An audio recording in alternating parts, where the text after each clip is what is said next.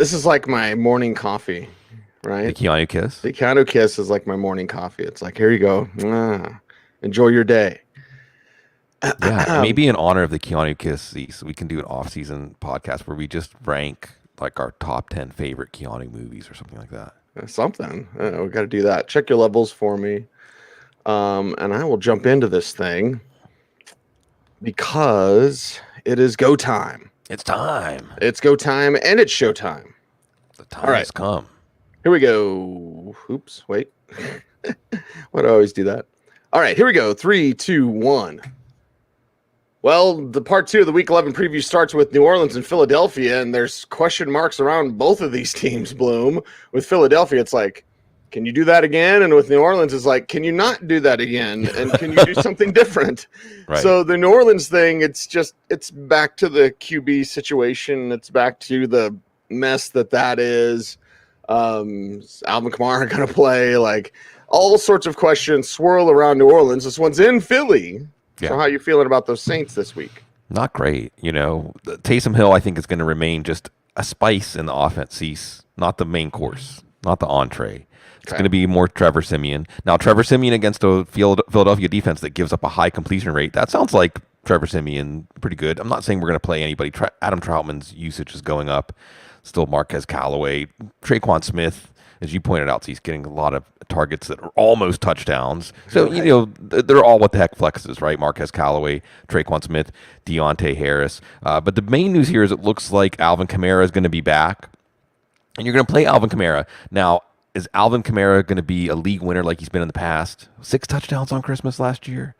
Not with Mark Ingram there. And maybe it's Mark Ingram's value we should be looking at as somebody that can help us as a running back 2 or what the heck flex. I think we are back to that old model. And Philadelphia, they're not great against the run either. Cease, even though what we saw in Denver last week made it look like the Eagles are a good defense, I'm not so sure.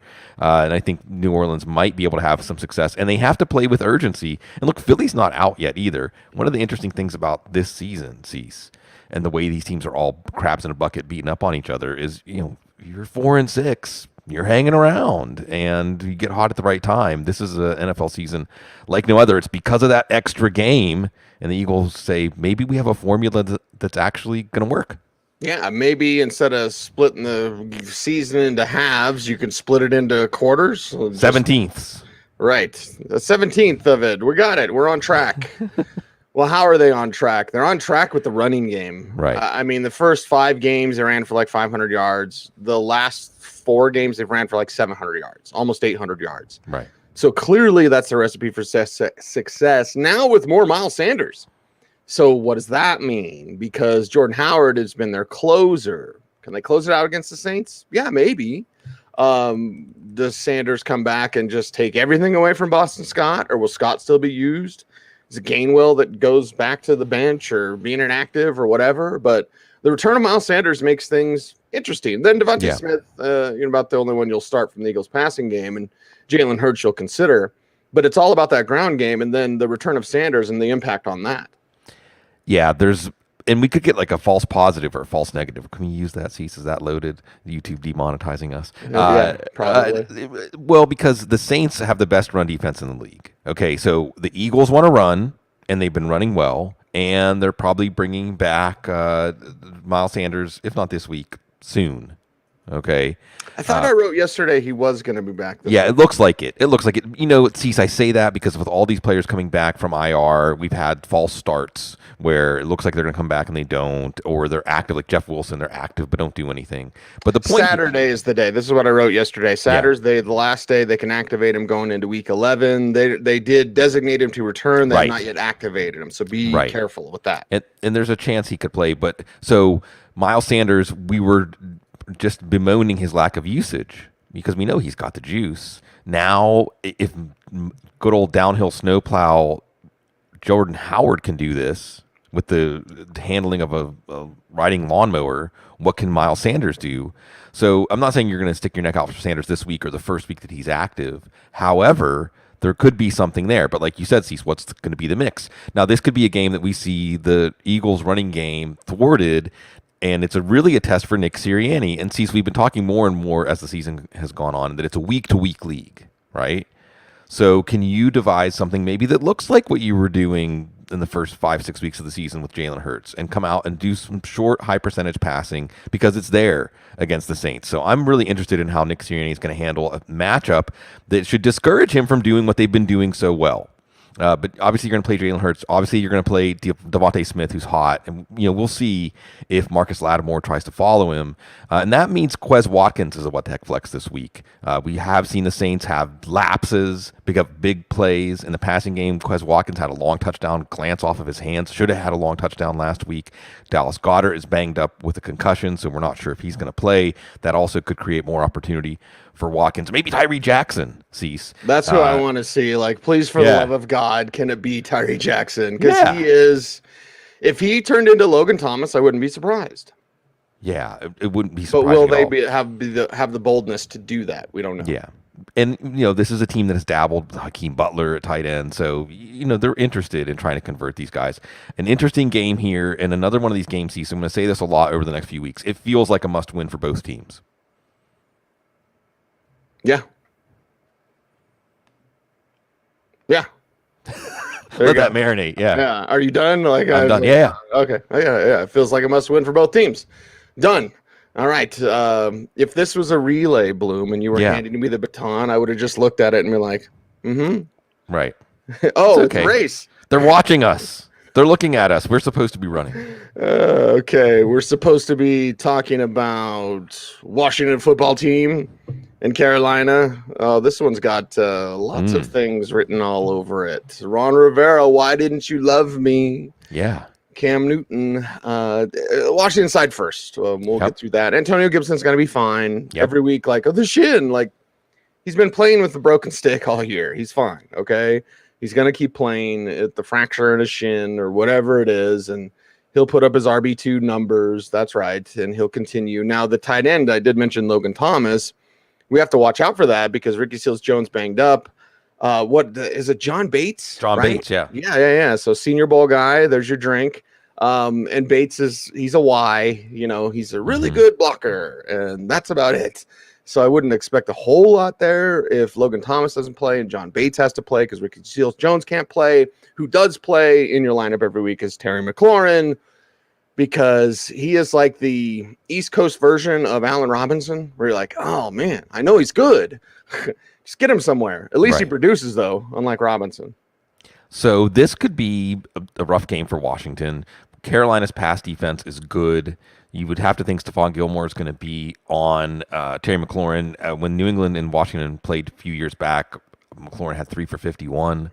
So I'm not saying to bench McLaurin, but you're lowering your expectations. And why not more Antonio Gibson? And like you said, CeCe's been playing on that stress fracture in his shin, but maybe the bye helped him. And maybe Washington sticking with the run helped him too against Tampa Bay. So if you're going to stick with the run against Tampa Bay, you're certainly going to stick with the run against Carolina, who has a strong pass defense that is not the part of the defense you want to face, especially with Taylor Heineke. So it could be a Gibson game. And maybe some Sammis Reyes. You want to see Tyree Jackson? I want to see Sammis Reyes, another basketball, athletic guy, hyper athletic. Tyree Jackson also hyper athletic for that tight end size. Maybe J.D. McKissick getting some dump offs again, because you would think that the downfield pass is going to be taken away. Also got to mention here, Cease, because you're talking about the entanglements between Ron Rivera and Cam Newton. Taylor Heineke actually had a start once for the Panthers. Panthers was an organization he had a stop in before he was it XFL, where he ended up the Battlehawks or something like that, and he got hurt in that game. So so Washington coming off their win of the season. Meanwhile, Carolina sees they're a whole new team. Yeah, this is where things become new that were old, but now they're new again, right? It's like bell bottoms are coming back or whatever, parachute pants. Why is it always about pants? Or that obsession with pants this morning? And this is what happens when I'm groggy. No, actually sweatpants. But either way, okay, Cam Newton is back. Christian McCaffrey going to catch 10 passes, going to run for 100 yards. Robbie Anderson's going to do something. It feels like springtime in Carolina. Yeah, everybody's excited. And we know what Cam Newton does with the locker room. On the field, potentially a start. I could see there aren't that many fantasy quarterbacks. There's automatic every week starts this year. And I can see Cam Newton at least picking him up. We talked about this with Justin Fields too. Pick him up to see if maybe there's a boost down the stretch for him. And he's got to be feeling good. And another thing I think about with situations like this, Cease, is he's just been hanging out. He's feeling good. He's feeling the way players feel like week 1 and week 2. The guys he's facing, they don't feel that way right now, especially Washington's defense that just lost Chase Young. So it could be good for Christian McCaffrey, could be good for DJ Moore. Washington's pass defense is atrocious, even though they did make Tom Brady look like he was shelling up and sticking just with a dink and dunk game. Again, there's some odd outcomes here. We'll see if Cam Newton can be a return to sanity, maybe even for Robbie Anderson, who caught that touchdown from him, appeared with him in the post-game press conference. Again, look it up, folks. It's a great clip. They dubbed in the music. Moses, talking about Moses. Where are we? Mm-hmm. Yeah, and the Panthers wandering out of the desert to find Cam Newton. You got to love the reality show stories in the 2021 NFL. Yeah, you got to love the Damn You Ramses reference that you can do with Cam Newton. What about San Francisco and Jacksonville? Yeah. Okay, San Francisco and Jacksonville. We got some good games. We got some stinkers, but people say, watch out for the trap game. I don't know if Kyle Shanahan's going to fall for the banana in the tailpipe against Jacksonville this week. So what's interesting here is obviously not a lot of history between these teams, but Kyle Shanahan has faced the Jags as the head coach of the 49ers back in 2017, and it was the good Jags team. It was the Jags team that was a play from the Super Bowl, and the 49ers actually won that game. They were 5-10, I think, playing the Jags, maybe the best version other than the one that upset Denver. And they won 44-33. So they were able to really put up a lot of points. So that Shanahan offense, now granted, the personnel has changed, et cetera, but that was the really good, potentially even historic Jaguars defense that Shanahan hung 44 on. So you saw, by the way, Carlos Hyde scored in that game. Trent Taylor. I just like saying these names, so we don't forget them. Jalen Strong scored in that game. I like you say those names because this game bores me. So let's move on.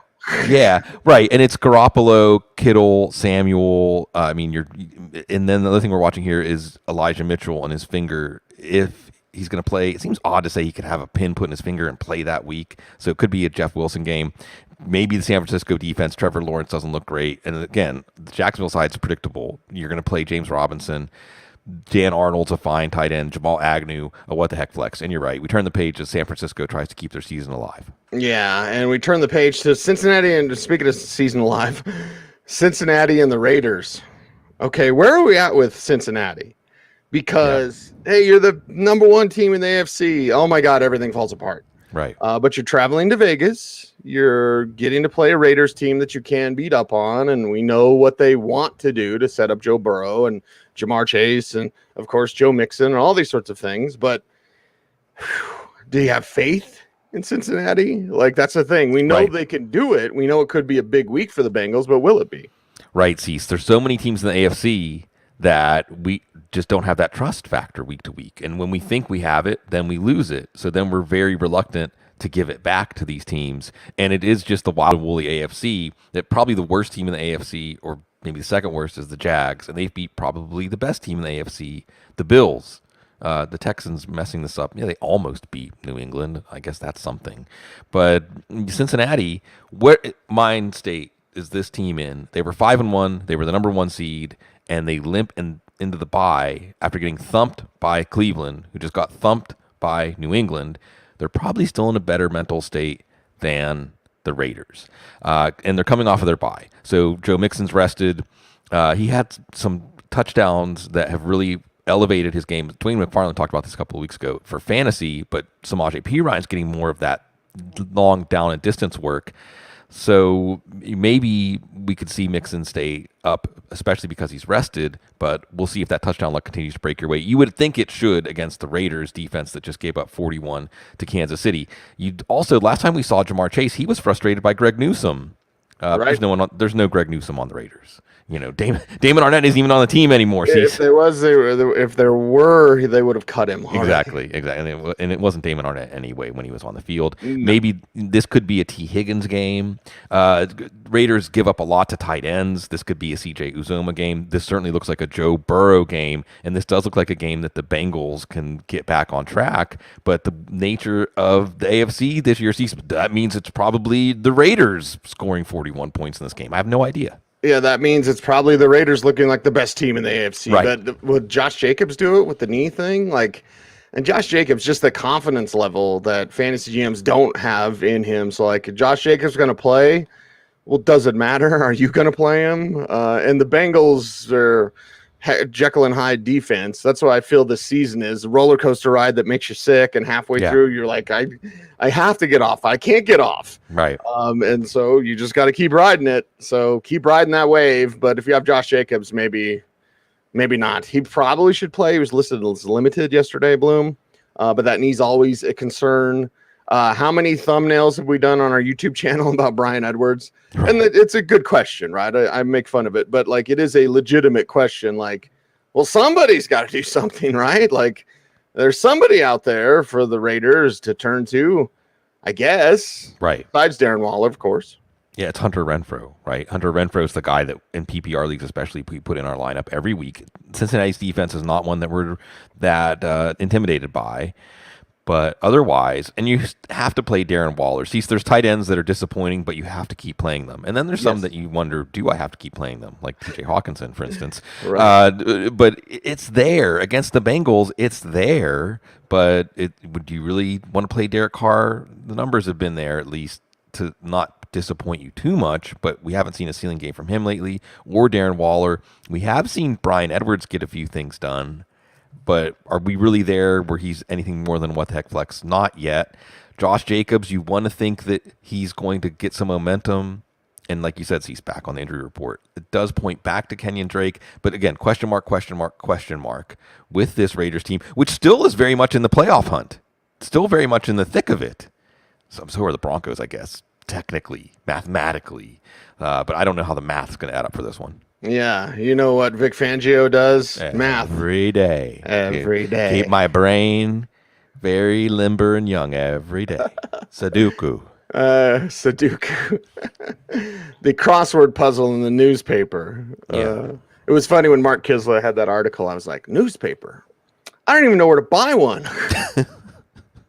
On the bottom of the birdcage. Yep. 4 games down, 4 games to go here in part 2 of the Week 11 preview on the Audible. Everyone, thanks for coming out, and thanks for checking out footballguys.com and subscribing to footballguys.com. If you love the show, that's the best way to support this show, is going to footballguys.com. How about we go to maybe the favorite game of the week, Dallas and Kansas City? This one should be, if everyone plays up their potential, and we saw that dangerous P word from Kansas City last week, and we've seen it from Dallas, not against Denver, but we saw it with Dallas there as well. And I just want to see a popcorn, get this game into the 50s. I don't even care about defense. Who cares about defense? But the Cowboys do have some defense, which we'll talk about when we talk about Kansas City's offense. But let's talk about Dallas's offense, which everybody already knows. But it's interesting because they should be charged up. This one is in Arrowhead. And, going to KC and beating the Chiefs would be a nice, feather in the cap of Jerry Jones. Well, it's making the case more credible that they are indeed a Super Bowl favorite or the best team in the NFC. First, just a quick history lesson, Cease. I'm sure this is something you're aware of. The Kansas City Chiefs, of course, for the first 3 years of their existence were the Dallas Texans. So Dallas versus Dallas. Also, the first time Mahomes is going to face the Cowboys. That's fun. The second time Dak Prescott is going to face the Chiefs.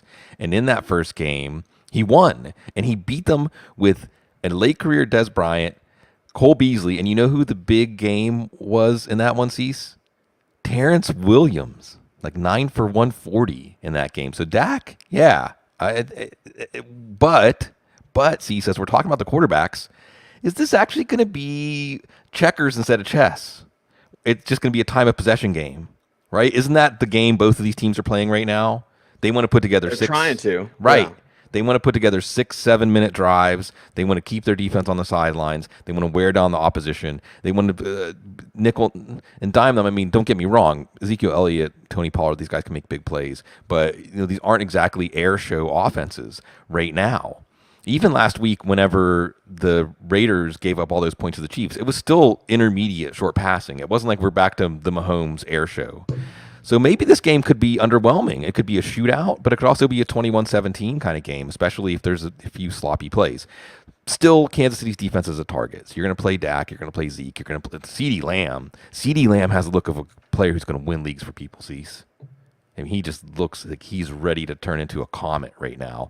But because of that, Amari Cooper, Michael Gallup's back, which is great because he's a great player. Is he going to get opportunities? Is he going to take opportunities away from Dalton Schultz? So really, we're kind of back to the triplets with Dak and Zeke and Lamb, except maybe also Tony Pollard. Chiefs have had problems with tight ends and running backs. There's your glimmer of hope for Dalton Schultz. Tony Pollard looks great. He's a perpetual what-the-heck flex cease, but he looks like a good one coming off of a good week against Kansas City. And yeah, it's all flowers and rainbows after that big win over the Raiders, but the Chiefs come back to reality this week. Yeah, and I could see it where it is a back-to-earth type of game for both of these teams, and then the next game we talk about, Arizona-Seattle, is like a blowout, like offensive fireworks. Maybe. I don't know. Maybe. Kansas City side, Clyde Edwards-Helaire has returned, and the Fresh Prince of Bel-Air is what-the-heck flex for me. Honestly, with the way that Darrell Williams has been playing, I'm like, I kind of like Williams better.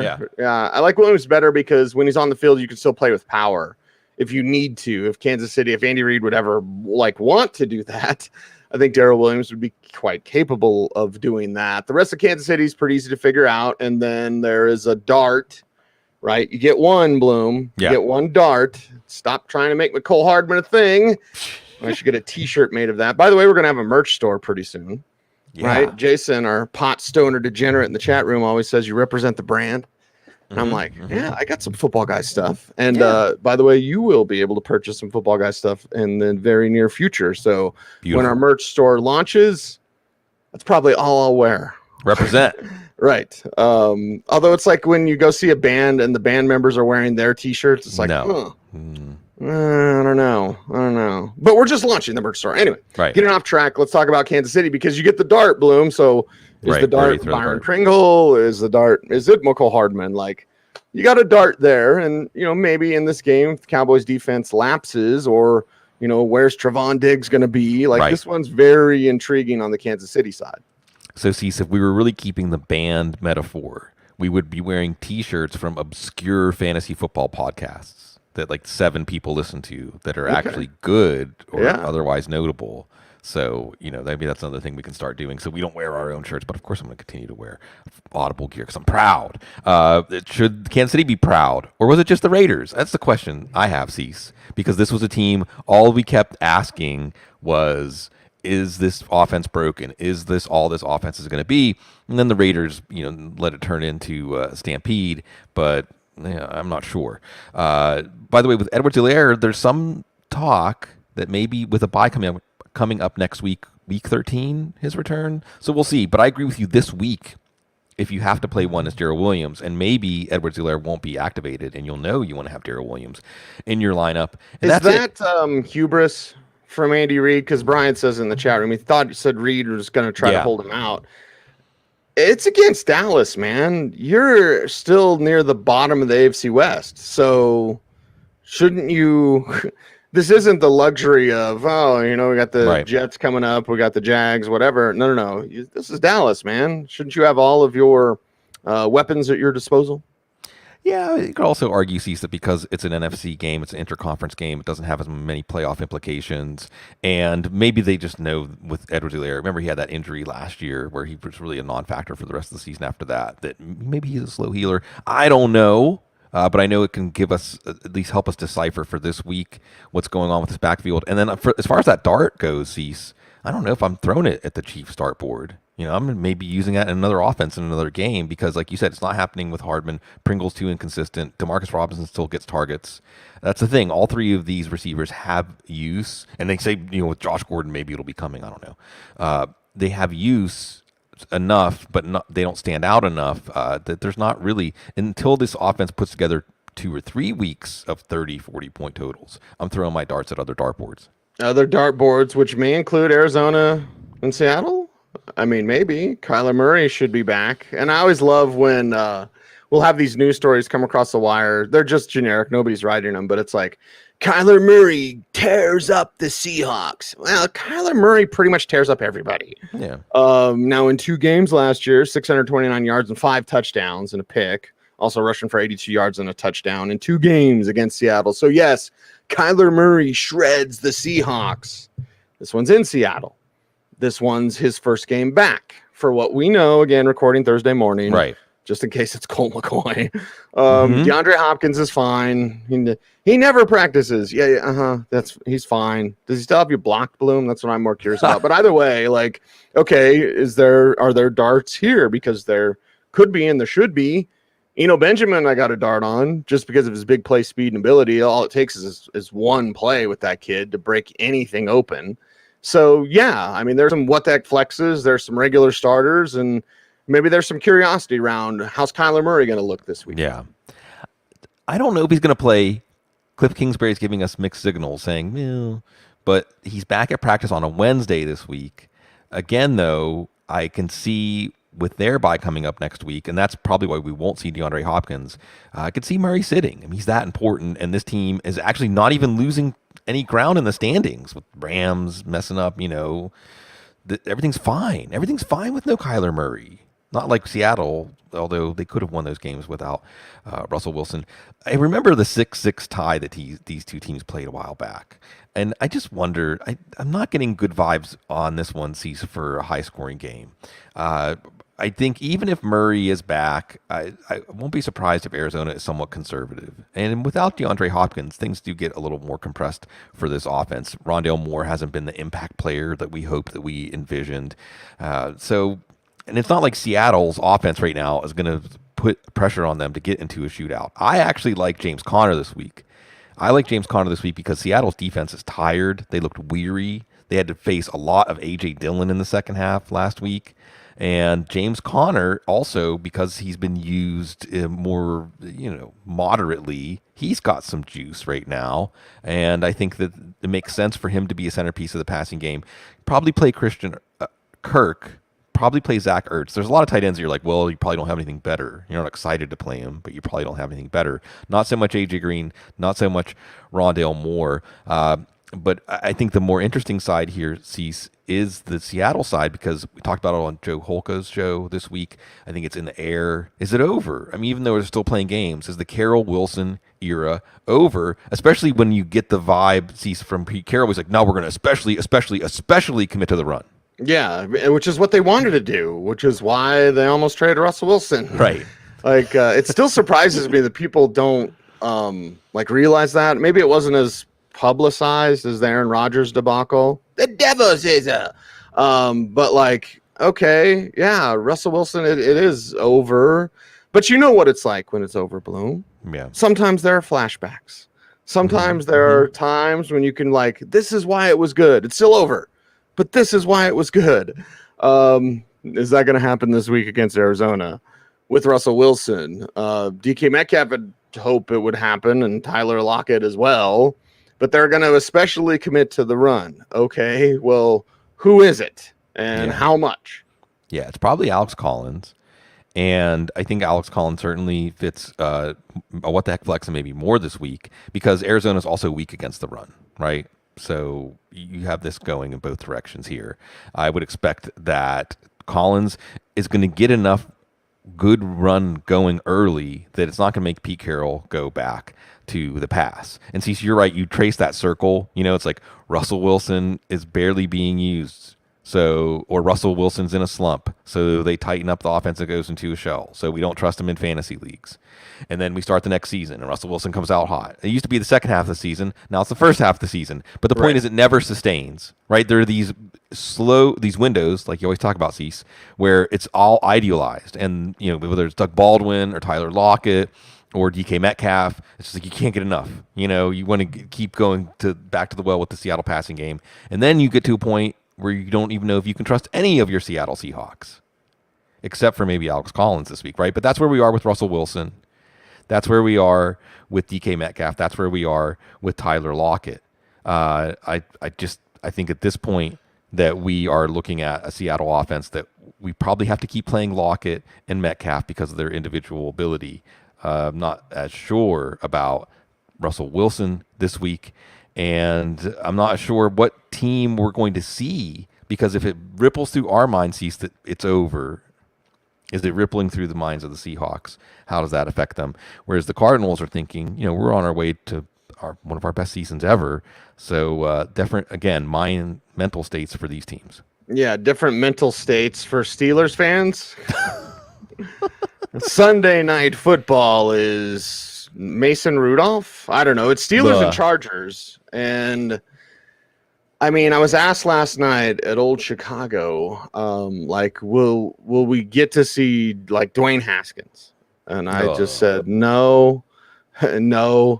That's, I mean, they seem to like Mason Rudolph, which is just beyond curious to me. So I've let my feelings be known, Bloom. Sure. I don't know if they get to Mike Tomlin, but I've put the message out there if someone would ever want to pass it on. Anyway, okay, if it's Mason Rudolph against Justin Herbert, for who, for what? The old Ricky Waters thing, oh God. And with Ben, we just don't know if he'll play, and it's Sunday night. So really outside, we'll get to the Chargers side later, but on the Steelers side, how can you really trust anybody if it's Sunday night and you're like, well, I gotta wait around to find out? No, hopefully we get clarity, I don't know, Saturday. Right. But right now it's looking like a Mason Rudolph game, which makes me sick to my stomach. Yeah, and I don't need anything anymore. And I'm not going to help. I'm not going to help Cease, but as a Steelers fan, as a lifelong Steelers fan, because it's Steelers Chargers week, we have to do a little walk down memory lane, and it's not fun. The good news is the Steelers have dominated this series, 24-10, but two of the most painful losses in Steelers history, right? You know where I'm going, Cease. We have to observe it, though. Alfred Papunu. If you say that name and Steelers fans just, Alfred Papunu. And then the other one I want to mention, just because we're talking about Steelers glory, two of the most painful losses in Steelers history. The second one is maybe a little more obscure. The strike shortened season, we just did the A.J. Dewey memory lane.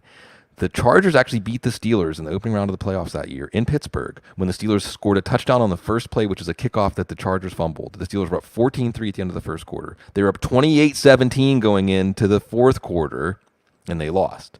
And why do I bring this up, Cease? It was the last game that Terry Bradshaw, Franco Harris, John Stallworth, and Lynn Swann played together. That was it. That was truly the end of an era. Talking about ends of an era. Why are we talking about this?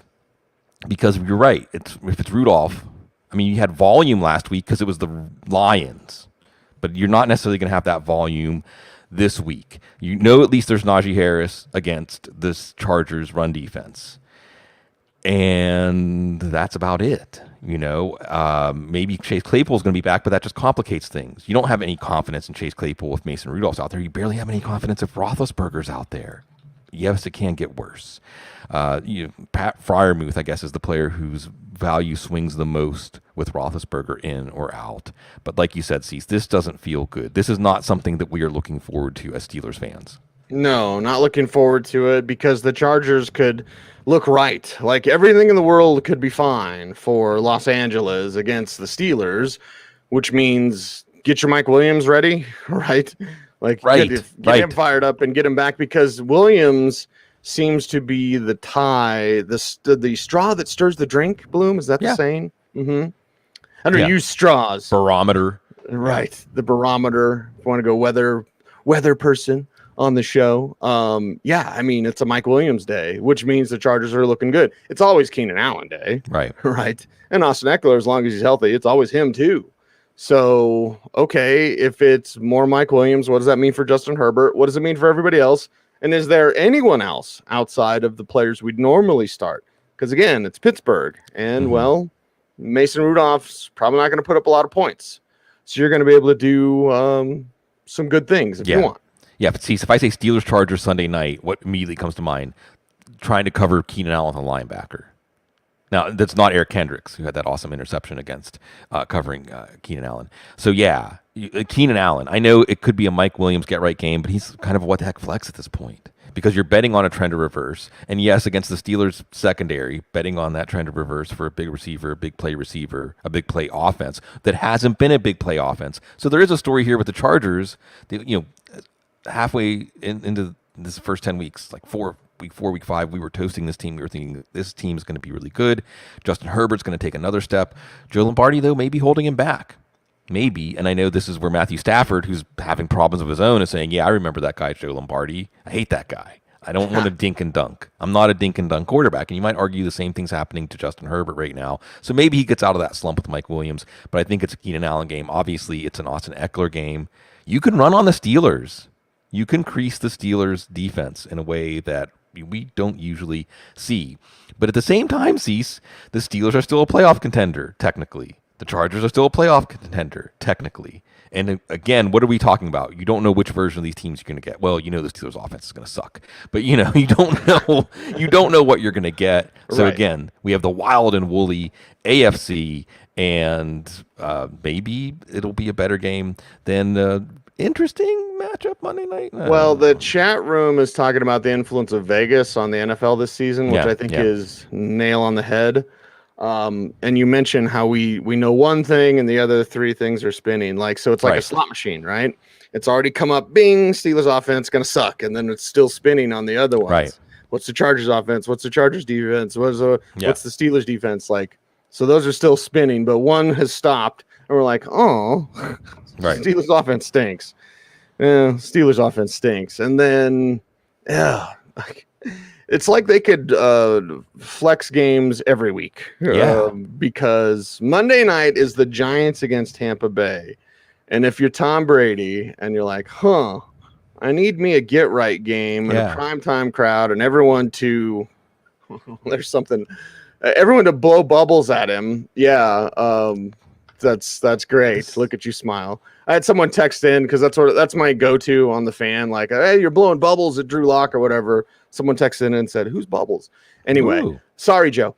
So yeah, this is that bounce back game. But for the Giants, it's their opportunity to say, "Hey, we've got some talent as well. We've got some people that we can go to, and who are those people?" Well, A lot who of are them. those people, Bloom, Right, including Saquon Barkley? I've gotten some. It's funny. Fantasy GMs are like now timid with Saquon Barkley. know. Like, If you have him, should I play Saquon Barkley this yeah, week? you should play him. Yeah, and see, and I know my history lessons can be somewhat self-indulgent, but sometimes they really give you insight into the matchup. Okay, and actually, this is first. I want to just give Eli some love because of Manning Cast, but actually, remember the 2007 the game where they beat the 17. They made the Patriots 18-1 after they almost beat them in week 17. Cease.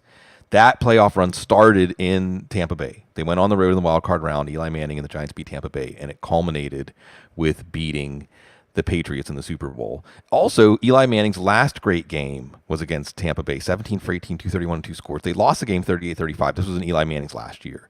Now, Tampa and the Giants have played the last 2 years, and it might surprise you, and this is with Daniel Jones, that the Giants won 32-31, and they lost last year 25-23.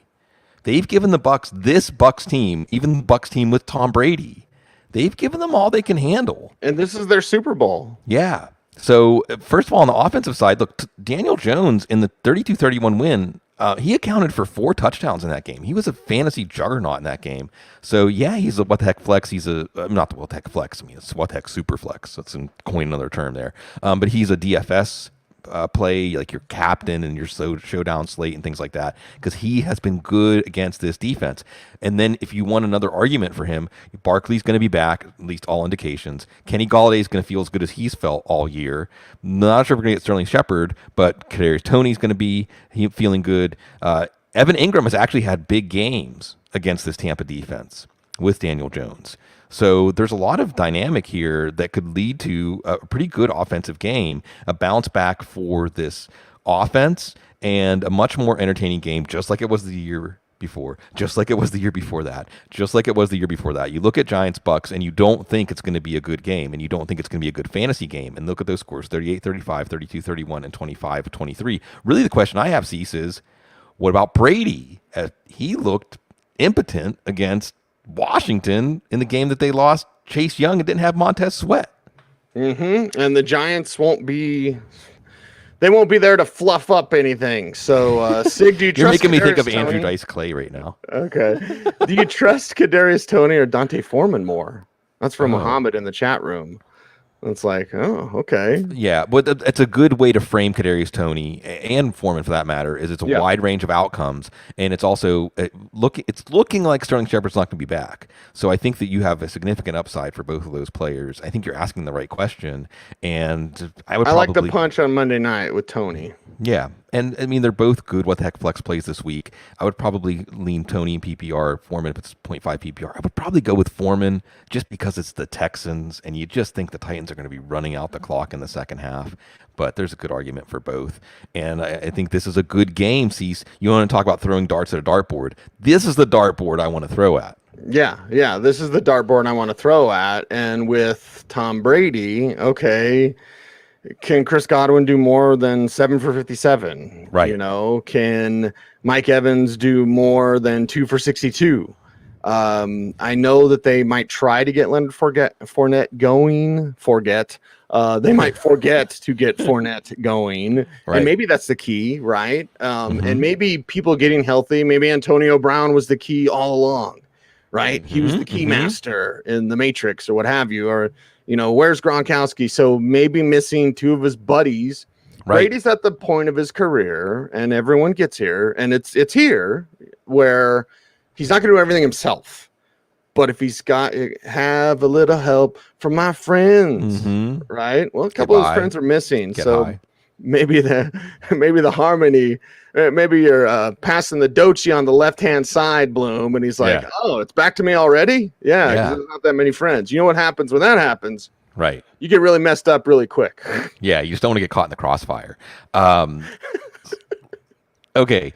So again, last year, Brady was 279 and 2 touchdowns. And no Godwin in that game, but Gronkowski scored in that game.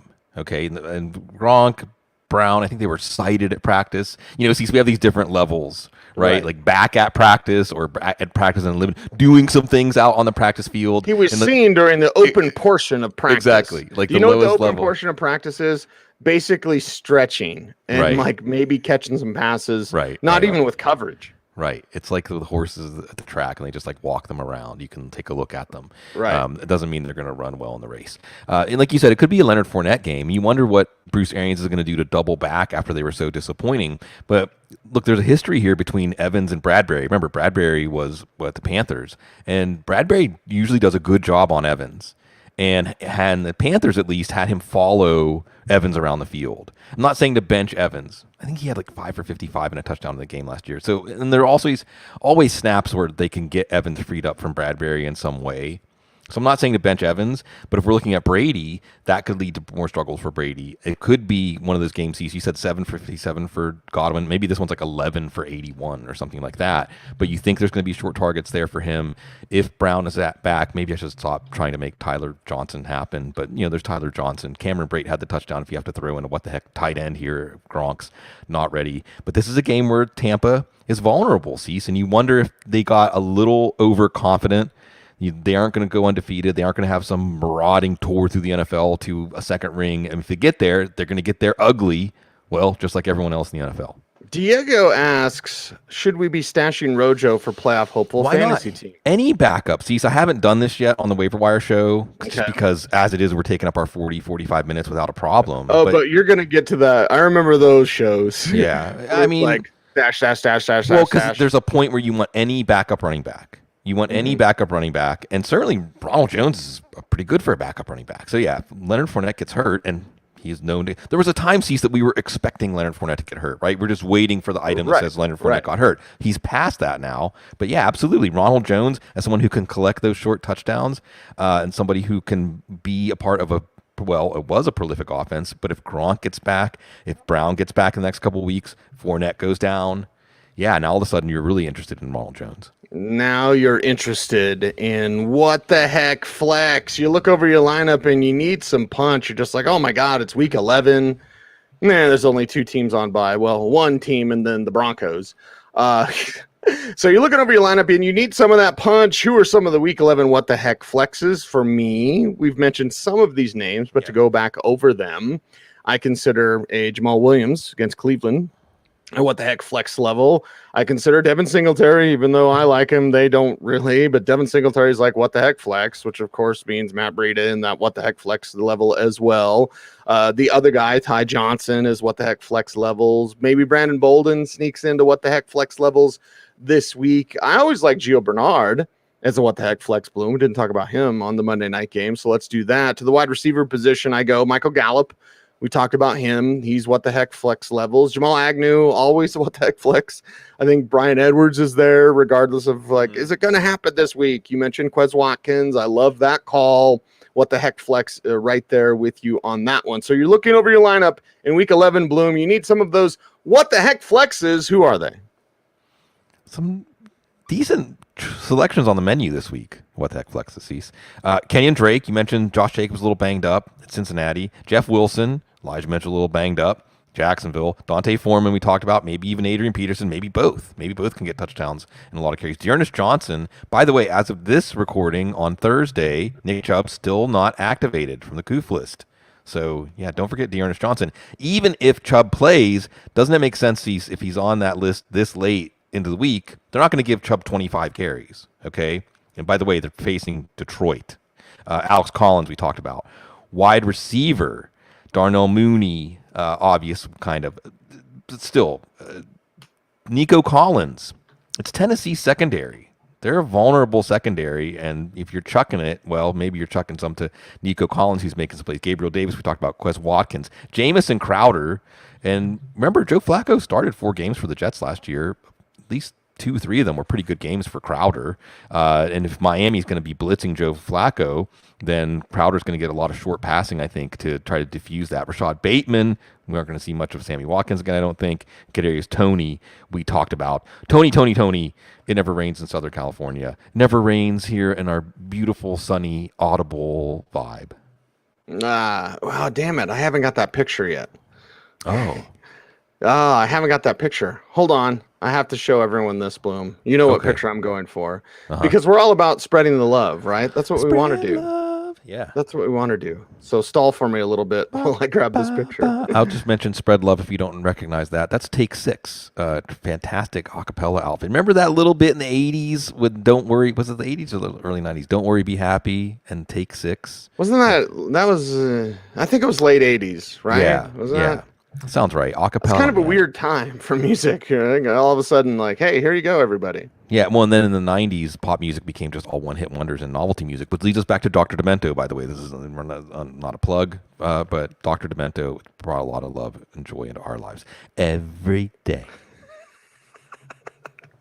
Perfect timing. We are here for you every day. Well, almost every day. Anyway, I just want everyone to know how much you are loved and appreciated. We appreciate you for checking out this show. We appreciate you for doing those YouTube things. Like, comment, share, subscribe, and hit the notification bell so that you never miss a vid.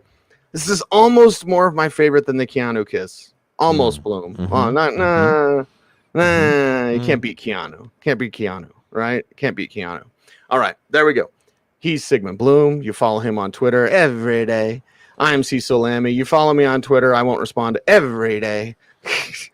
I try to get to my mentions. I try to. I do. I just, You're in demand. Life ain't nothing but, I can't finish that. Don't make dollar, don't make sense. Okay. Mm-hmm. Yeah, there you go. Every day. All right. We're the Audible. I'm just going to goof around with this. Thanks for sticking with us. He's Sigmund. I'm Cecil. Stay tuned and stay frosty.